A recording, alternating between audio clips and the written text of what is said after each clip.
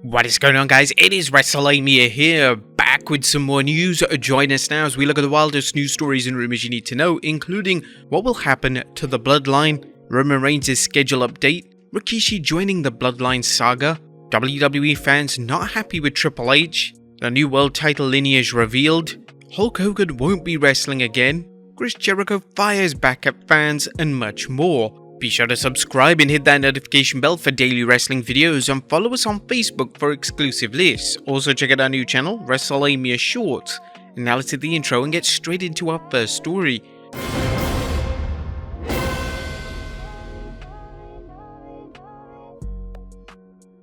Our first story looks at what will happen to the Bloodline. Our top story today takes a look at what WWE could be planning next in the epic Bloodline Saga.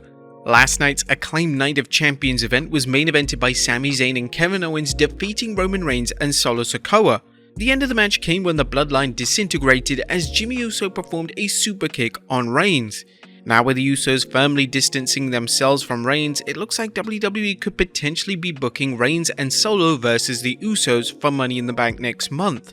It was just last week in which WRKD Wrestling on Twitter discussed creative plans for Money in the Bank, and this is what the account had to say. While plans are still taking shape, one idea discussed for Money in the Bank in London is Roman Reigns Solo versus the Usos, freeing up Roman for a title defense at SummerSlam. There's some positive news to share in relation to Roman Reigns' schedule this summer. It's already been confirmed that Reigns will be working both Money in the Bank and SummerSlam, but last night WWE confirmed that Reigns will be working a number of TV dates this summer. In the month of June, Reigns will be working on June 2nd, 16th and 30th editions of SmackDown. In relation to July, Reigns will be working the 7th, 21st and 28th editions of the Blue brand.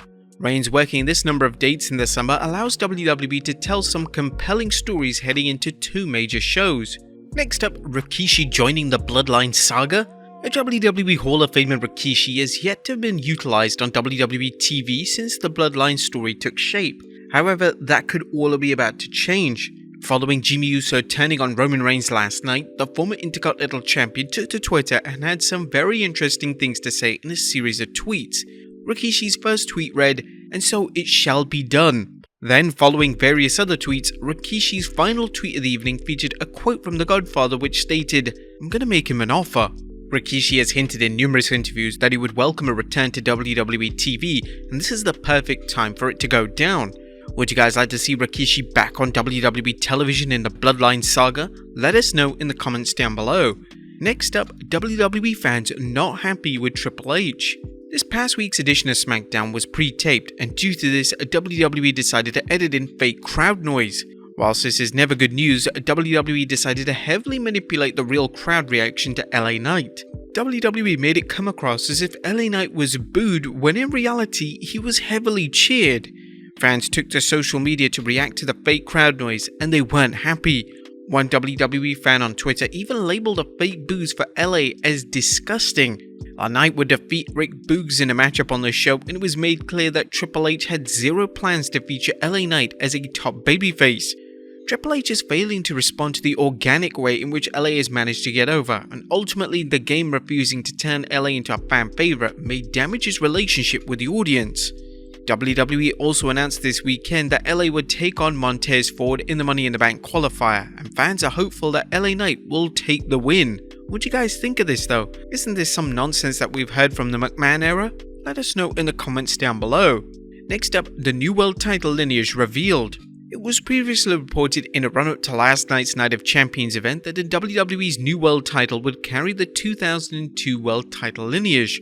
However, WWE's official website has now confirmed that the new world title will carry its own exclusive lineage.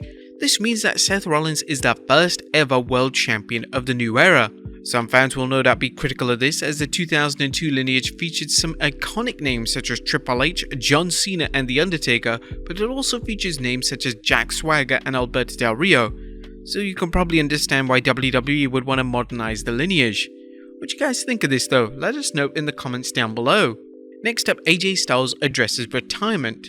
AJ Styles was unsuccessful in his attempts to become the inaugural World Heavyweight Champion last night. He came up short in a great match against Seth Rollins, and this could have potentially been one of AJ's final opportunities to become World Champion in WWE. Nevertheless, during an interview with My Love Letter to Wrestling podcast, AJ discussed when he plans to retire, and the former WWE champion stated that he wants to end his career on his terms rather than be forced to retire due to an injury. I would think that going out the way that you want to and not going out the way you have to, that's all I want to do. I just want to be able to finish and go out the way that I want to. I know that's a hard thing because injuries are the reason for a lot of retirements. For Edge, his first one, he retired because he thought his career was over, and that's the way it is for a lot of us in what we do. So I'm just hoping to finish. I want to finish, and I want to finish my way and not due to an injury. Hopefully Styles will be able to retire the way he wants to do. Next up, Hulk Hogan won't be wrestling again. WWE Hall of Famer Hulk Hogan hit headlines this week after implying that he wanted one more match, and this match could potentially be against Stone Cold Steve Austin. Hogan now has backtracked on these comments during an interview with Forbes and now has confirmed that he won't be wrestling again. Oh, big man, what's old is new again. Fanny packs can come back. Hulk Hogan can come back, brother. But no, my body is just too beat up to get beat up in the ring. I mean, I know everybody thinks it looks like fun and games, but once you're in there, what happens between bell to bell, I'm never going to go in that ring and come back out without being hurt. Do you think Hogan is making the right move by not wrestling again? Let us know in the comments down below. Next up, Chris Jericho fires back at fans. Inaugural AEW World Champion Chris Jericho received criticism from fans on social media for quote-unquote burying younger talent. But Y2J has fired back at these criticisms during an interview with Sporf.com. It's funny, when I get buried online for burying the younger guys, it's like you really don't understand what I'm doing and don't even really watch the show because it's been the exact opposite of that. And I think we've done a great job in building these guys. My goal and mission when I came to AEW was to build as many stars as we could quickly because you only have a short window of that time that people are interested in this new promotion. Chris Jericho may have got them to the show, but it can't be all about me. Yeah, I'm proud of them, and they've earned it. No one deserves it. You deserve it is my least favorite chant. It should be you earned it because they've earned that chance and that spot and they've done a great job with it. Jericho will collide with Adam Cole in the unsanctioned match tonight at Double or Nothing, and there's a ton of pressure on AEW to put Cole over in the aforementioned matchup. Next up, WWE thrilled with the progress in Saudi. Last night's Night of Champions featured 3 distinct women's matches, and when WWE events in Saudi Arabia started in 2018, it seemed impossible that even one women's match would be permitted to take place. According to PW Insider, WWE are very happy with how far they've come since they started the Saudi shows. There were quite a few people in the company very happy about the fact they presented 3 women's matches today, feeling it was a sign of how far things have come since their deal with the Kingdom has started. And finally, what's next for Trish Stratus? Our final story today takes a look at the creative plans for Trish Stratus. Stratus successfully defeated Becky Lynch at Night of Champions thanks to interference from Zoe Stark. Fans assumed that this would allow Stark to branch off into a feud with Lynch while Stratus takes some time off ahead of a final showdown between her and Lynch. However, according to PW Insider, this won't be happening as Stratus is booked for tomorrow night's Raw. This is welcome news as Stratus is needed on TV to get Stark over to the casual audience. Stark being thrown in the middle of a feud with 2 all-time greats is surely a recipe for major success. But there you have it folks, the wildest news stories and rumors you need to know. Be sure to leave your comments down below and I'll see you next time with some more wrestling content.